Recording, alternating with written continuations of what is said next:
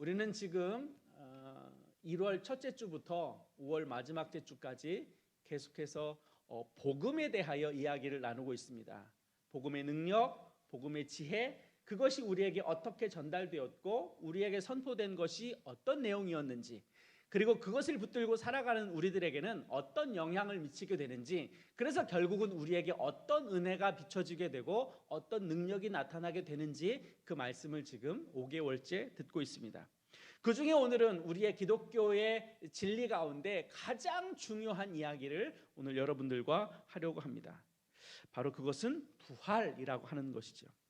물론 지난 부활주일 때 이 말씀을 드리기도 했지만 오늘은 조금 더 구체적으로 그 내용들을 살펴보고자 합니다. 이번 주와 다음 주에 걸쳐서 부활에 대한 이야기를 나누게 될 것입니다.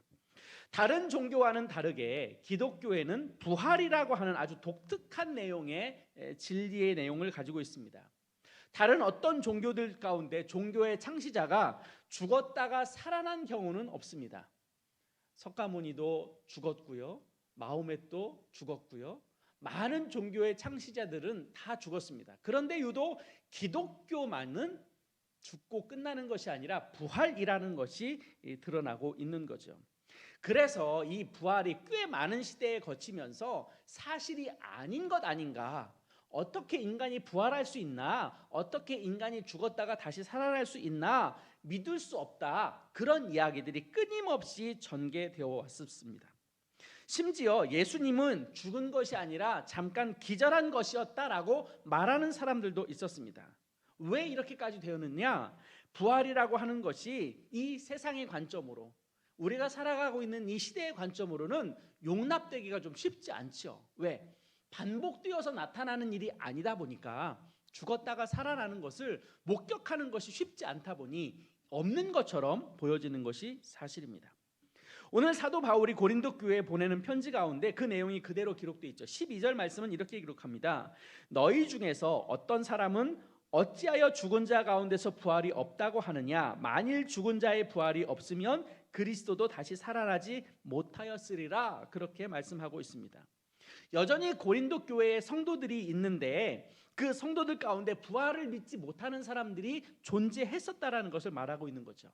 그래서 바울은 예수 그리스도의 부활에 대하여 분명하게 설명할 필요가 있게 된 겁니다. 바로 그것이 고린도전서 15장의 부활장이라고 불려지는 그 말씀을 긴 내용으로 설명을 하고 있는 거죠.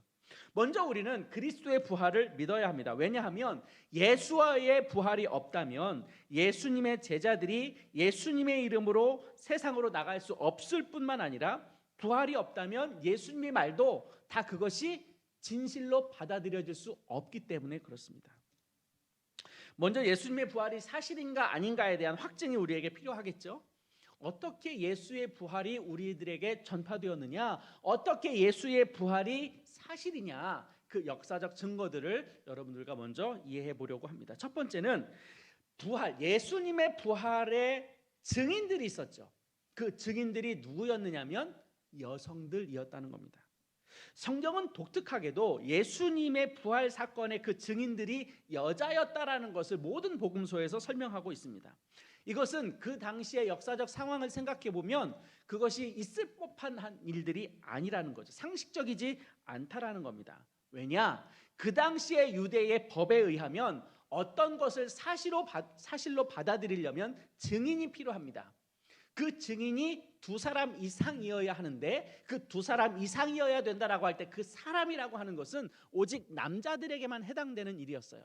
그러니까 어떤 것이 사실로 받아들여지고 어떤 것이 진실이 되려면 두 사람 이상의 증인이 필요한데 그 두 사람은 모두 남자여야 하는 거예요. 그러니까 남자 증인 두 사람 이상이 있을 때여야만 그것이 사실로 받아들여지고 그것이 법정에서 증거로 채택이 될 수 있는 그 내용이 되는 겁니다. 그런데 성경에서는 예수님의 부활의 첫 번째 증인은 남자가 아니라 여자였다는 거죠. 만약에 예수님의 부활이 진짜가 아니라고 생각해 보세요. 그런데 예수님의 부활이 사실은 없었던 일인데 진짜로 꾸미려고 생각해 봤다면 예수님의 제자들은 예수님의 부활의 증인을 누구로 내세웠어야 되는 거예요? 남자 두 사람 이상의 증인을 내세웠어야 하는 거예요. 만약에 이것이 진실이 아니고 거짓인데 진실처럼 보이려고 했다면 남자 두 사람을 증인으로 선택했어야 되죠. 그런데 성경은 독특하게도 예수님의 부활의 증인을 누구로 세우고 있느냐면 여성으로 세우고 있었다는 겁니다. 그 말의 뜻은 이것은 억지로 꾸민 이야기가 아니라는 것을 의미하는 거죠. 두 번째 증거는 예수님이 안치되었던 그 무덤이 비어 있었다는 겁니다. 어떤 종교도 그 종교의 창시자가 무덤이 비어 있는 것을 볼 수 없습니다. 그리고 그 종교의 창시자의 무덤은 어마어마하게 크게 만들어요. 무슬림의 그 마호멧이 묻혀져 있는 곳이 어디냐면 메카입니다. 메카는 1년에 한 차례씩 혹은 라마단 기간에 모든 무슬림들이, 굉장히 많은 무슬림들이 그 성지라고 불려지는 메카를 순례를 하게 돼요. 거기서 뭐 인파가 어마어마하다 보니까 임사 사고도 일어나고 뭐 다치는 사고는 뭐 비일비재하고 그만큼 많은 사람들이 메카에 모여요. 왜? 그곳에 마호멧의 무덤이 있기 때문에 그렇죠. 타지마할이라고 들어보셨죠? 석가모니가 모셔져 있는 그곳을 타지마할이에요. 그것도 석가모니의 무덤이에요. 어마어마한 규모로 되어 있습니다. 그런데 독특하게도 예수님의 무덤은 비어 있는 거예요. 그 뒤에 이제 교회가 세워져서 뭐 그렇게 되기는 하고 있습니다만은 원래 예수님의 무덤은 비어 있는 거예요. 비어 있다라는 것은 문이 열렸고 그 안에 시신이 없다라는 것을 의미하는 거죠. 그런데 마태복음에서는 그것을 꾸며내기 위해서 예수님이 부활하셨다, 그래서 무덤의 문이 비어져 있다라는 것을 감추기 위해서 무슨 일을 벌였느냐, 사람들에게, 로마의 군인들에게 돈을 주어서 시체가 예수님의 제자들에 의해서 강탈되었다라고 소문을 내라고 그렇게 지시했던 내용도 기록되어 있습니다. 그런데 사실은 그 당시에 예수님의 무덤을 돌문으로 막았고 로마 군인들을 지키게 한 이유가 있어요. 이미 예수님은 죽으셨다가 부활하실 것이라는 예고를 하셨어요. 그 예고를 들은 그 당시에 종교 지도자들과 로마인들이 예수님의 시신을 가져가지 못하도록 돌문을 막아버렸고 그것에 로마의 군인들을 배치해서 지키게 했던 거예요. 그런 이야기들이 있었기 때문에. 그런데 그 일들이 실제로 벌어졌던 거죠. 근데 그 앞에 서 있었던 로마 군인들도 이미 없어졌고 무덤의 돌문은 열려져 있었습니다. 로마 군인들을 몰래 그들의 눈을 속여서 돌문을 열어서 시신을 가져갈 수 있는 가능성은 없어요. 돌문이 그렇게 호락호락하게 열려지지 않기 때문에 그렇죠. 그러니까 예수님의 시신이 무덤에 없고 로마 군인들에 의해 지키고 서 있었던 그 돌문이 열려졌다는 것은 사람이 한 일이 아니라는 겁니다. 그 예수님이 시신이 없어지고 또 돌문이 열려졌다라는 그것은 바로 예수님이 부활하셨다라는 것을 이야기해요. 뿐만 아니라 예수님의 부활을 이야기할 때 오늘 우리가 읽은 본문의 조금 앞부분에 보면 고린도전서 15장 5절 6절에는 이런 말씀이 있어요. 게바, 즉 베드로에게 보이셨어요. 예수님의 12 제자들에게 보이셨어요. 그리고 500여 형제들에게 일시에 보이셨어요. 그러니까 예수님의 부활을 경험하고 또 예수님이 실제적으로 육신으로 부활하신 장면을 수많은 사람들이 한꺼번에 보았다라는 것을 성경은 기록하고 있어요. 뿐만 아니라 고린도전서 15장이 쓰여졌던 그 당시만 하더라도 예수님의 부활을 실제로 목격한 사람들이 살아 있었다라는 것을 지금 사도 바울이 고린도전서 15장에서 기록을 해내고 있는 거죠. 예수님의 부활을 실제로 목격한 사람들이 존재했다 하는 겁니다. 뿐만 아니라 예수님이 부활하신 뒤에 예수님은 어디 깊숙한 곳에 혼자 숨어 계셨다라는 뜻이 없어요. 만약에 부활하지 않았는데 부활처럼 꾸미려면 시신이 안 보여야 되잖아요. 시신이 안 보여야 된다는 것은 사람들 눈에 띄면 안 되는 거죠. 그러니까 부활했다 거짓말하고 시신을 다른 곳에 숨겨두면 가능할 수 있을지 몰라요. 그런데 성경은 예수님이 부활하시고 난 뒤에 실제로 예수님이 제자들과 40일 동안 함께 계셨다라는 것을 성경이 증언해주고 있습니다. 그러면 예수님이 부활하셔서 40일 동안 무엇 하셨느냐? 예수님께서 공생의 기간 동안에 하셨던 그 모든 일들을 다시 반복해서 그들 가운데 보이셨는데 바로 복음과 하나님의 나라를 가르치셨다, 그렇게 기록하고 있어요. 사도행전 1장 3절 말씀에 이렇게 기록되어 있습니다. 한번 보세요. 그가 고난 받으신 후에 또한 그들에게 확실한 많은 증거로 친히 살아계셨음을 나타내사 40일 동안 그들에게 보이시며 하나님 나라의 일을 말씀하시니라. 그러니까 예수님께서 부활하시고 나서 제자들과 함께 하나님의 나라에 대한 것, 하나님의 복음에 대한 것을 40일 동안 제자들을 가르치고 계셨다라는 것을 이야기하고 있는 거죠. 이렇게 역사적 사실로 드러난 예수님의 부활에 대하여 우리는 거짓이라고 굳이 그렇게 말할 필요가 없어요. 증거가 너무나도 명백하기 때문에 그렇죠.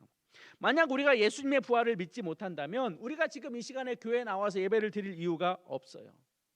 우리 옆에 계신 분들과 함께 이렇게 이야기 나눠볼까요? 예수님의 부활은 사실입니다.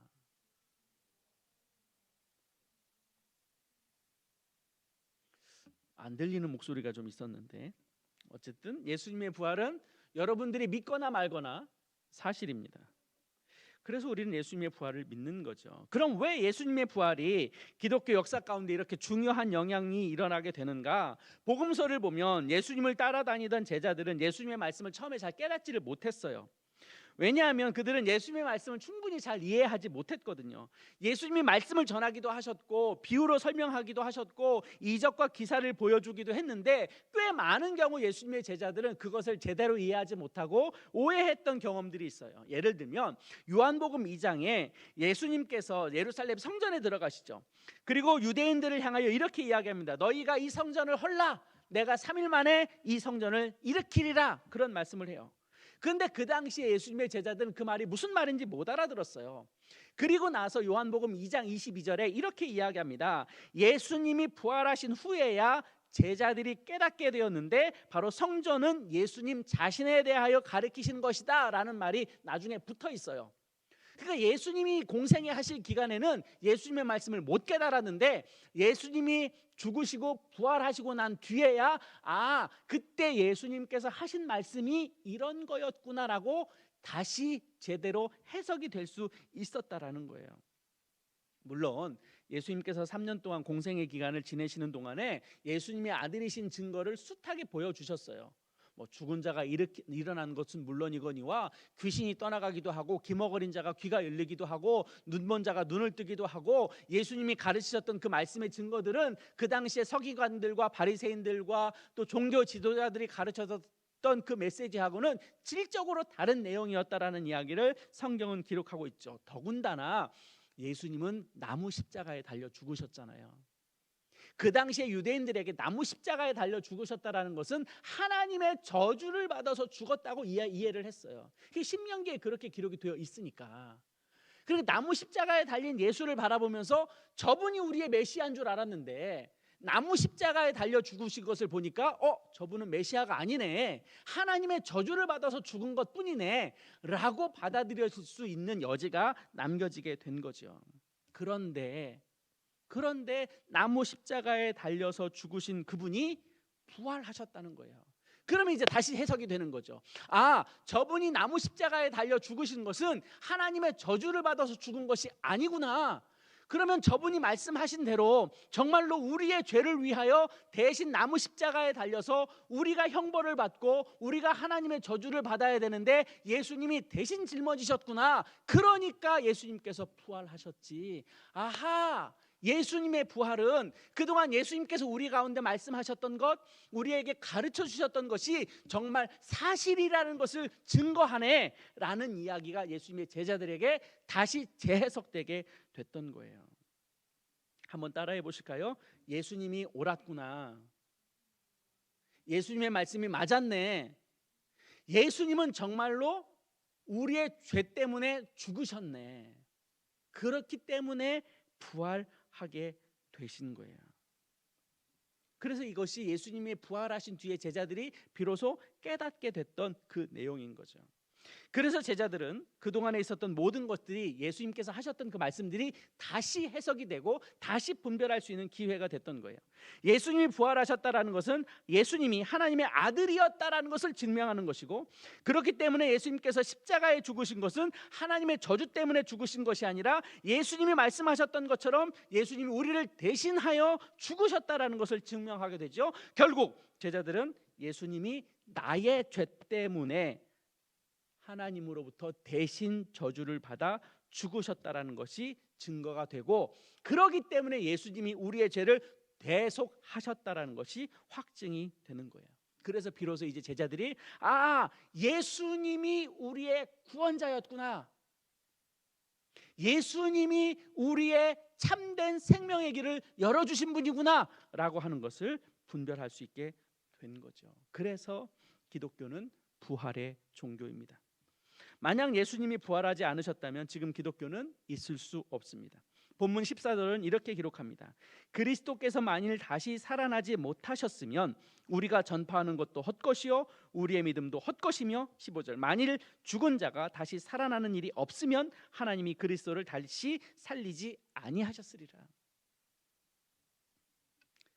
기독교가 존재할 수 있는 것은 바로 예수 그리스도의 부활 때문에 모든 것이 가능해진 것입니다. 예수님의 부활은 그만큼 우리에게 중요합니다. 한 번 더 옆에 계신 분들에게 그렇게 말씀을 나누시면 좋겠어요. 예수님의 부활을 믿으십시오. 예수님의 부활을 믿으십시오. 그러면 예수님의 부활을 믿는 자들에게 어떤 일이 벌어지는가? 오늘은 한 가지만 말씀을 드리도록 하겠습니다. 예수의 부활을 믿는 자들에게 나타나는 것은 새로운 생명이 부어진다는 것입니다. 한번 따라할까요? 새로운 생명을 주신다. 새로운 생명을 주셨다. 예수님의 부활이 없다면 실제적으로 우리는 우리의 죄의 문제와 또 사람의 문제들, 우리의 삶에 나타나는 여러 가지 문제들을 해결할 수 없습니다. 우리는 지난 5개월 동안 말씀을 들어왔습니다. 예수 그리스도와 구원에 관한 모든 것이 의미 없는 이야기로 끝나게 되고 맙니다. 예수님의 부활이 없다면 지금 우리가 5개월 동안 하고 있는 이야기가 다 쓸데없는 이야기가 되는 거죠. 예수님의 죽으심과 부활을 통해서 우리는 죄와 심판의 문제가 끝나게 됩니다. 그것이 끝나고 우리에게 새로운 생명이 주어진다는 거죠. 예수님의 부활은 죄와 사망의 모든 권세를 깨뜨리시고 모든 사람들에게 구원을 주시는 하나님의 거룩한 사건이 되기 때문에 그렇습니다. 예수님의 부활은 우리의 구원과 영원한 삶의 근거가 되고 우리에게 새로운 생명과 영원한 나라가 허락되었다라는 것을 증거하게 되는 거죠. 그래서 이제 우리는 하나님이 보시는 앞에서 예수 그리스도를 통해서 구원을 얻는 은혜가 우리에게 비로소 열려지게 된 것입니다. 예수 그리스도가 이 땅에 오시고 죽으시고 부활한 것이 없으면 우리는 영원히 죄 가운데 있는 것이고, 그 죄에서 우리는 사망을 맞이하게 될 것이고, 그의 사망을 통해서 우리는 영원한 형벌 가운데 가게 된 거예요. 그렇게 인간은 모두 그렇게 가게 되어 있는 거예요. 그런데 예수님께서 이 땅에 오심으로 인해서 우리가 가야 할 그 길을 거슬러서 예수 그리스도를 통과함으로 인해서 영원한 생명을 얻도록 하는 물줄기를 새로 틀어 놓으신 거예요. 우리가 죄인이고 죄인은 결국 사망할 수밖에 없다라는 이야기를 말씀을 드렸습니다. 우리는 그 길을 벗어날 길이 없게 된 거죠. 그러나 이제는 그런 길을 가지 않아도 됩니다. 우리가 지금 잘 살고 있고 재미있게 살아가고 있고 아무런 문제가 없는 것 같이 살아가는 것 같아 보이지만, 나는 지금 아무런 불편 없이 살아가는 것 같아 보일지는 모르겠어요. 그런데 생각해 보세요. 우리가 저녁에 잠을 잤어요. 잠을 잘 때 우리는 어떤 마음이 들어요? 당연히 내일 아침이 되면 나의 눈이 떠지고, 내 눈이 떠지면 나는 내일에 주어진 삶을 살아갈 것이라는 것을 전제로 하고 잠이 들죠. 그런데 이거 한번 생각해 보세요. 그런 생각을 여러분 해보셨는지 모르겠는데, 여러분이 잠을 잤어요. 근데 아침에 눈을 뜨려고 하는데 눈이 안 떠져. 어떻게 된 거죠? 저녁에 잠이 들었어요. 잠이 들었는데 아침에 눈을 뜨려고 그랬는데 눈이 안 떠져. 눈을 떴는데 나는 다른 곳에 와 있는 거예요. 어떻게 됐다는 뜻이에요? 죽었다는 뜻이에요. 그럴 수 있어요, 없어요? 그럴 수 있어요. 심장마비가 괜히 있어요? 그분은 심장마비 당하고 싶어서 당하겠어요? 제가 아는 몇몇 목사님께서 해주시는 이야기가 있는데요. 어느 목사님께서 주일날 사역 다 마치시고 월요일날 이분이 테니스를 좋아해서 테니스를 쳤대요. 그리고 중간에 쉬는 시간이 있어서 잠깐 이 벤치에 앉아서 쉬다가 쓰러진 거야. 그리고는 못 일어났어요. 어느 날 갑자기. 늘상 그렇게 해오셨는데 월요일마다 테니스를 치셨는데 테니스 치는 중간에 브레이크여서 휴식하려고 벤치에 앉았는데 쓰러져서 못 일어나신 거예요. 그럴 수 있어요. 우리도 내일 아침에 당연히 내 눈이 떠지겠지라고 눈을 감았는데 눈을 못 뜨면 그냥 끝나는 거예요. 그런데 그렇게 되면 우리가 가게 되는 곳이 있다는 거예요. 어느 누구도 죽음에 대해서 장담할 수 없는데 죽게 되면 반드시 우리가 가게 되는 곳이 있다는 거예요. 바로 그것이 하나님의 심판대라고 성경은 이야기해 주고 있어요. 자, 고린도후서 5장 10절에는 이런 말씀이 기록되어 있습니다. 이는 우리가 다 반드시 그리스도의 심판대 앞에 나타나게 되어 각각 선악간에 그 몸으로 행한 것을 따라 받으려 함이라. 로마서 14장 10절은 이런 말씀도 있어요. 네가 어찌하여 네 형제를 비판하느냐, 어찌하여 네 형제를 업신여기느냐, 우리가 다 하나님의 심판대 앞에 서리라. 히브리서 9장 27절에는 이런 말씀도 있어요. 한 번 죽은 것은 사람에게 정해진 것이요 그 후에는 심판이 있으리니. 우리는 반드시 하나님의 심판대 앞에 서게 되는 날이 있다고 성경은 이야기하는 거예요. 그러나 내가 예수 그리스도의 부활을 믿는 자들이라면 그 심판이 우리에게 임하지 않는다는 복이 있는 거죠. 왜냐하면 우리 예수님이 우리의 죄와 사망의 권세를 다 이기셨고 예수를 믿는 모든 자에게 하나님의 자녀가 되는 권세를 주셨기 때문에 우리는 이 심판으로부터 벗어날 수 있는 길을 허락받은 부여받은 자들이 된다라는 거예요. 그래서 우리는 영광스러운 하나님의 면류관에 참여할 수 있는 근거를 우리는 가지고 있게 되는 거죠. 그러니 예수를 믿는다는 것, 예수님의 부활을 믿는다는 것, 그것은 단순히 우리가 어려움을 극복하는 수준이 아니에요. 우리가 영원한 하나님의 안식 가운데 머물 수 있는 특권을 부여받은 것이라는 것을 의미해요. 그러면 우리는 이 세상에서 어떻게 살아가야 되느냐? 우리는 죽어서 가게 될 영원한 하나님의 나라가 있으니 그때까지 우리는 이 세상에서 대충 살면 되고 그냥 우리에게 허락된 대로 살아가면 되느냐? 우리는 맘대로 살아갈 수 있느냐? 우리는 그런 존재가 아니라는 거예요. 우리에게 새로운 생명이 허락되었다라는 그 말의 뜻은 우리가 더 이상 이제 내 힘으로 살아가지 않아도 되는 은혜가 부어졌다라는 거예요.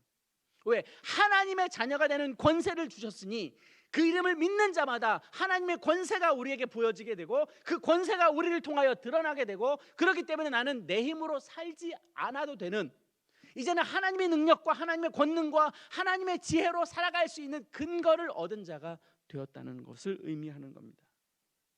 그런데 자꾸 우리는 그런 은혜가 우리에게 부어졌음에도 불구하고 내 힘으로 살아가려고 해요. 내 경험으로 살아가려고 해요. 내 지식으로 살아가려고 해요. 내 능력으로 살아가려고 해요. 얼마 되지도 않은 힘을 가지고, 얼마 되지도 않은 지혜를 가지고, 얼마 되지도 않은 그 경험치와 경험적인 능력을 가지고 살아가려고 해요. 우리에게 어마어마하게 풍성한 하나님의 권능과 지혜가 우리에게 부어졌는데도 불구하고 그것을 내가 따라가지 않고 내 경험과 내 지식과 내가 알고 있는 그 어떤 것들로 그 힘으로 살아가려고 하는 어리석음을 가지고 있다는 거예요. 우리는 그럴 필요가 없어요. 우리에게는 하나님이 우리의 든든한 백이 돼요. 그분이 우리의 삶의 근거가 돼요. 그분이 우리의 능력이 돼요. 그분이 나의 뒷배경이 되어준다는 거예요. 사랑하는 청년 여러분, 우리는 어쩌면 지금껏 내 힘으로 살아왔는지 몰라요. 얼마 되지 않은 지식, 얼마 되지 않은 경험, 능력, 그것이 우리의 삶에 굉장히 중요한 지탱력이라고 생각해 왔을지 몰라요. 그런데 이제는 우리가 그걸 바라볼 필요가 없어요. 이 세상을 말씀으로 창조하신 그분이 우리의 삶의 근거예요. 이 세상을 통치하시는 그분이 우리의 삶의 본질이 되어주신다는 거예요. 그분이 우리로 하여금 이 세상에서 넉넉하게 살아갈 수 있는 힘이 되어주신다는 거예요. 그러니 그 마음으로 우리는 이 세상에서 믿음으로 담대해질 필요가 있어요. 하나님은 우리로 하여금 이 세상에서 찌질하게 살아가는 걸 원하지 않아요. 겨우겨우 허덕이면서 숨 깔딱깔딱거리면서 살아가는 걸 원하지 않으세요.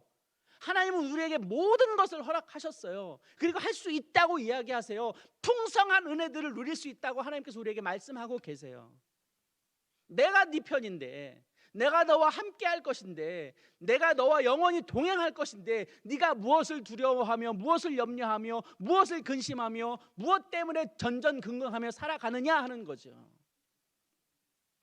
우리는 하나님을 의지하고 하나님을 바라보면 돼요. 그분은 말씀으로 이 세상을 창조하셨고, 말씀으로 죽은 자를 살리셨고, 말씀으로 눈먼 자의 눈을 뜨게 하셨고, 말씀으로 병든 자의 병을 치유하셨고, 말씀으로 모든 인간의 연약한 것들을 회복시키는 능력이 그분에게는 있어요. 그러니 하나님의 능력을 소망하세요. 하나님의 권능을 갈망하세요. 하나님의 꿈을 꾸어보세요. 그러면 그분은 우리를 통해서 당신을 계시하여 보여줄 것입니다. 하나님은 우리에게 당신의 뜻을 나타내 보여줄 거예요. 생각해 보세요. 이 세상을 말씀으로 창조하신 그분이, 그분의 자녀들이 이 세상에서 찌질하게 살아간다고 생각해 보세요. 우리 아버지가 즐거워하시겠어요? 그럴 리 없어요. 우리는 이 땅에서 담대해질 필요가 있어요. 하나님의 능력을 의지하고 믿음으로 나아갈 필요가 있어요. 이제는 하나님의 능력으로 사십시오. 복음의 능력으로 사십시오.